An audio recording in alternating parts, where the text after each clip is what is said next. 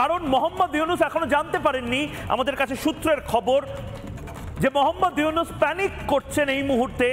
নরেন্দ্র মোদী এবং ডোনাল্ড ট্রাম্পের মধ্যে কি কথোপকথন হয়েছে সেটা জানার জন্য বারবার ভারতে বিভিন্ন জনকে টেলিফোন করছে মোহাম্মদ ইউনূসের দপ্তর।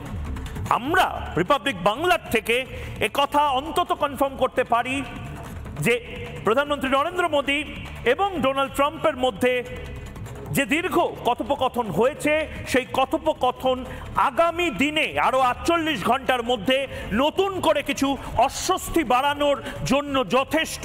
বাংলাদেশের এই মুহূর্তের অবস্থা ভালো নেই এবং সে কারণেই আমি বারবার বলছি আগামী 40 মিনিট যে খবরগুলো আপনাদেরকে দেব সেই খবরগুলো আবার নতুন করে ভারতে বা নির্দিষ্টভাবে কলকাতা শহরে যদি আপনারা বসে থাকেন লাইভ স্ট্রিমিং বা লাইভ টেলিকাস্টে আপনারা যুদ্ধ না দেখলেও আপনারা বাংলাদেশের আবার আরেকটা নৈরাজ্য দেখতে পারবেন এবং সেরকমই পরিস্থিতির দিকে যাচ্ছে বাংলাদেশ। এই মুহূর্তে সেনার দখলে চলে আসতে পারে এবং সেখান থেকেই আমাদের প্রথম ব্রেকিং এই মুহূর্তে ভয়ঙ্কর কিছু কাগজ এই মুহূর্তে আমার হাতে এসেছে এবং তার মধ্যে থেকে একটা কাগজ ভয়ঙ্কর ইঙ্গিত দিচ্ছে ঢাকায় 5ই আগস্টের পুনরাবৃত্তি হতে পারে।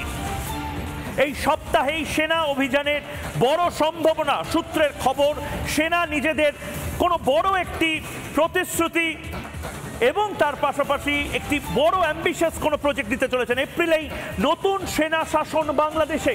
মোহাম্মদ ইউনূসের খেলা শেষ। মোহাম্মদ ইউনূস এপ্রিল মাসেই বাক্স প্যাট্রা গুছিয়ে বাংলাদেশ থেকে